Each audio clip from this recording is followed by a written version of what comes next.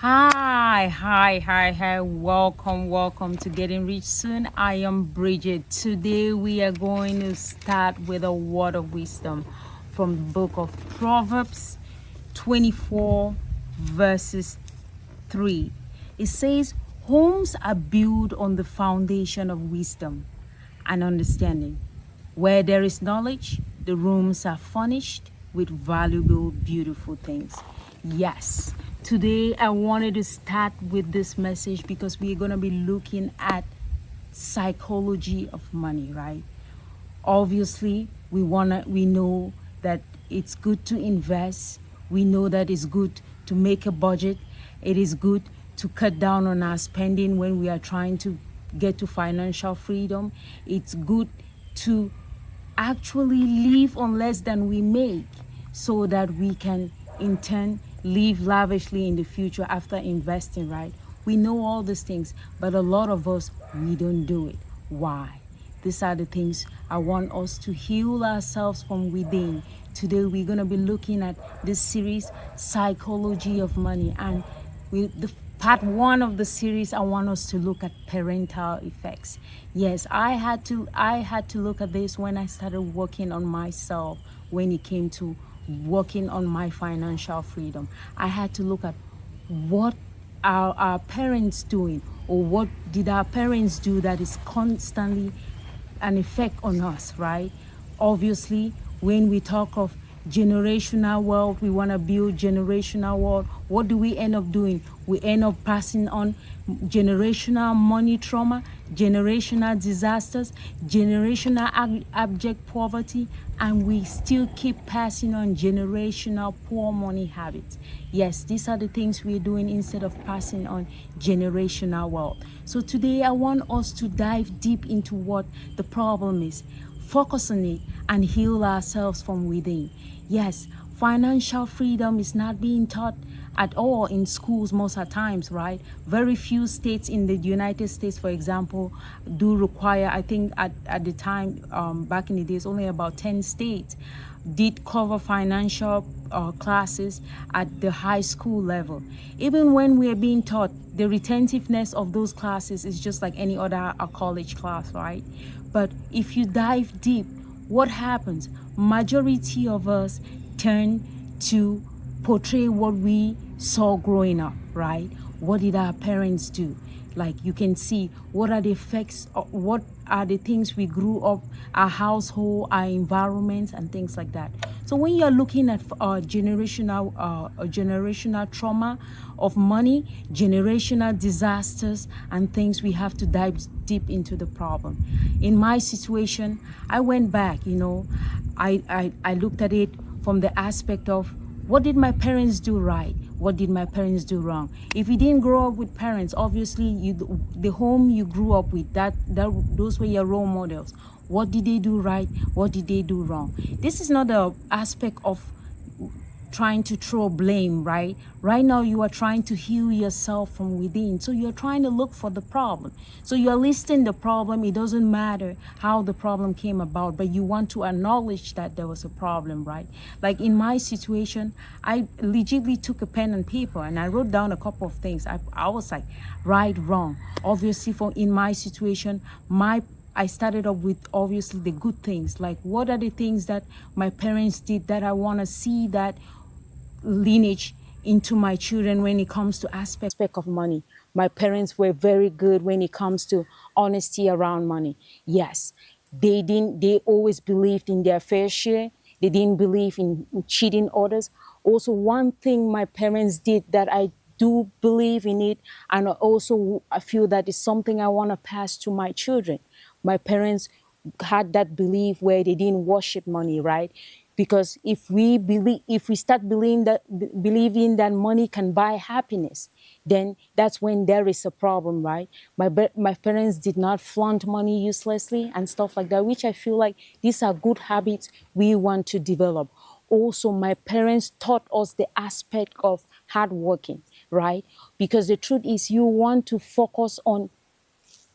be able to work hard in certain, yes, working smartly is important, but two, working being a hard worker does help you. But two, if you want to look at it in the psychology of money, a lot of us actually work hard, right? We really, really are working hard. Some people even work non-stop, but they keep living paycheck to paycheck, right? So that's when you go down and look at what were your parents wrong aspects when it came to money. In my situation, growing up in our household, my parents never budgeted. Yes, I knew they never did that because my parents were civil servants, so the workmen they taught, both of them, at the beginning of the month. You knew it was the beginning of the month because when my dad got his salary, he bought a bag of rice, he bought a bunch of plantains, he bought a basket of tomatoes, he bought like good stuff, right? And he dumped it there for us to eat. But you could tell that was it for the month because by the time we got to the middle of the month, guess what? Majority of these things in the house where I grew up with a lot of kids, cousins, aunts, uncles, we consumed these things a lot faster. So by the time you got to the middle of the month, you were already living on crumbs. And then by the time you got to the ending of the month, yes, you were definitely eating rice and beans or rice and red oil or whatever you were doing, right? Another thing my parents didn't really do well that I felt like it seems to have an effect on me, it have an effect on my siblings. And you can see that if we don't acknowledge these things and start working on, we pass this on to our children and it becomes generational trauma around money, generational disaster around money. My parents never agreed on spending together. There was no togetherness when it came to spending. Yes, because of that lack of growth. Even though my parents were married, living in the same household together, there was that lack of togetherness. And because of that lack of togetherness, guess what? If there's that lack of togetherness in the bond of marriage, you are unable to build generational wealth because this person is doing their own thing with their own money, this person is doing their own thing. Then you come together, you guys raise the kids, but the money, there are always money fights, there's situations that are not agreeing. Things like that will lead to disaster around money. Also, my parents never planned for the future. You could tell that they were not planning for the future because it's like if they had to do something, it's like sometimes they had to take loans around that. But I felt like they were making enough, or if they had a plan, they will be able to do a lot of things that other parents did, especially when it came to like investing. Obviously, my parents did not believe in investing. They didn't even believe in aspect of business, right? I remember so well one time when my brother had graduated from the university and he came back and he was living at home with no job and stuff, and he decided to open a little store for himself where he was doing like at the time they call it call box, where you could use your phone to rent it to people to make calls and then they pay you and things like that. My dad came and drove my brother home. Yes, he drove him home. He rather had him stay at home than be out there finding a way to make money for himself, like the hustle, right? They believed in hard work, but the business aspect of things and investing and things like that, my parents kind of discouraged that with their attitude. And then the aspect of my parents spending on things that did not really bring value into their lives or value into their children.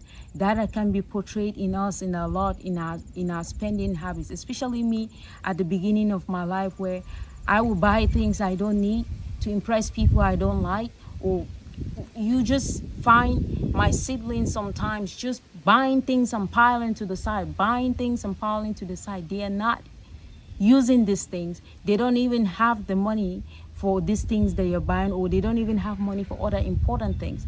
So these are the psychology of money, the money trauma from our parents. Also, my parents had the ability to own real estate, like to own properties that they could have been renting in their old age. But guess what? They never invested in things like that. If they instead had any real estate, they kind of like sold the land at the specific places. And these were aspects that looking at other families that actually held on to properties or kind of used their properties to rent out. It ended up being a source of income to them right now. So when you start talking about the psychology of money, you want to heal yourself from within. You remember you have to go dive deep into the situation. What situation did you grow up in? In my case, for example, in the life, I'm easily being pulled out of it because by 17 I moved out. I was able to gain the privilege to move out of my parents. I had a different experience and I was surrounded by different people. But if you look at my siblings, sometimes the generational disaster seems to be a lot harder on them because they stuck around my parents for a little bit longer.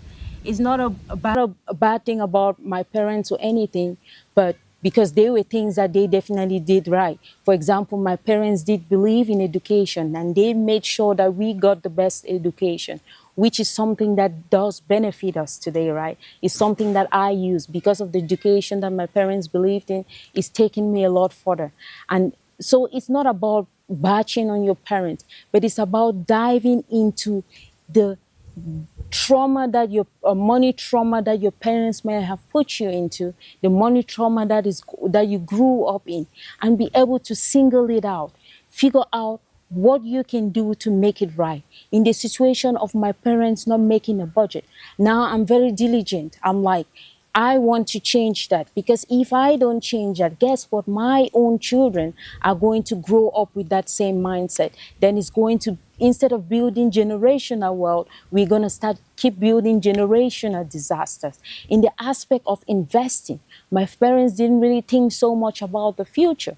So the investment aspect didn't really work out. I want to change that. That's why I tell you, jump into things like, if you can get into real estate, fine and good. But if not, jump into the stock market. Inflation is coming up, guys. It's coming up so hard that if we don't start investing the money we are making from 9-to-5 jobs, we're making from businesses and stuff, guess what? We're gonna keep living paycheck to paycheck.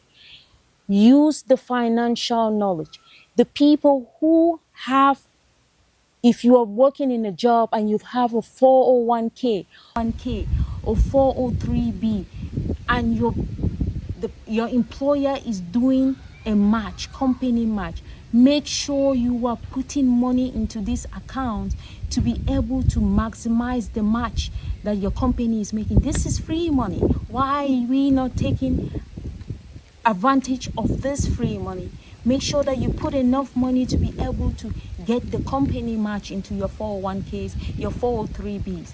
Are you taking advantage of your Roth IRA? The people who are young enough, especially those who are 25 and under, please take advantage of putting money into your Roth IRA. Why? Because the Roth IRA, obviously, anything that the government puts a limit on how much you can put money into, that starts telling you that this is a benefit to you, because if the government starts preventing it, you know there is benefit to it. The Roth IRA, if you are 50 and under, you can only put $7,000 a month, 7,000 a year into it.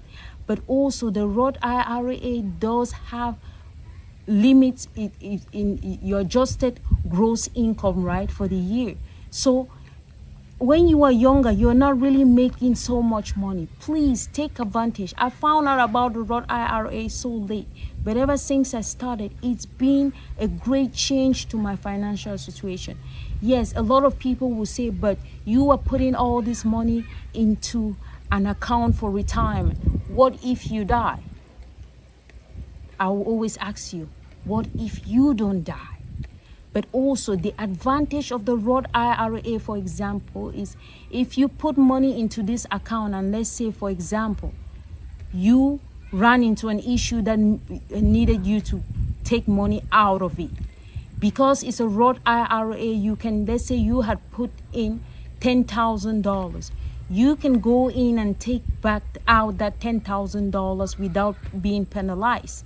The only thing you cannot take out is the growth that has happened with that $10,000. So if you take out that the growth part of the money before you're 59 and a half, then you get penalized.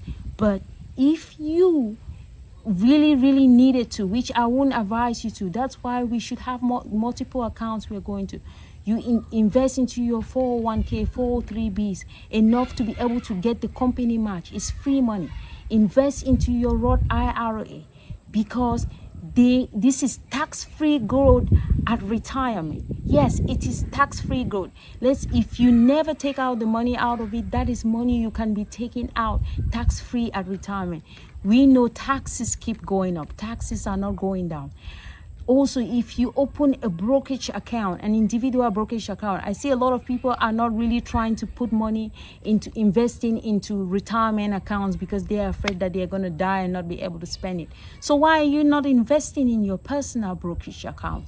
Let's break this cycle of generational disasters, generational traumas in our lives. Let's dive in and look at the situation of our parents. Like, what did they do right? What did they do wrong? We go in and we continue the things they did right, and we go in and try to change the financial issues that were wrong in their lives, because the truth is there were a lot of things that were wrong in their parents' lives too, that they kind of fixed it to give you a better life. So we have to keep fixing this. We started off with Proverbs 3:24 verse 3. We were going to end back with that. It says, homes are built on the foundation of wisdom and understanding. Where there is knowledge, the rooms are furnished with valuable, beautiful things. Yes, homes are built on the foundation of wisdom and understanding. You need to have wisdom. You need to go in and look at your situation that you grew up in with wisdom. You need to look at that situation from a mindset of wanting to change it for the better. What can you do to make sure that the money trauma you are living in or you're battling with it today, your children don't have to battle with that tomorrow? Fix it for yourself. Fix it for your children. And above all, fix it for your spouses, for those who are married. Thank you for tuning in. Please like, please subscribe, and always stop by.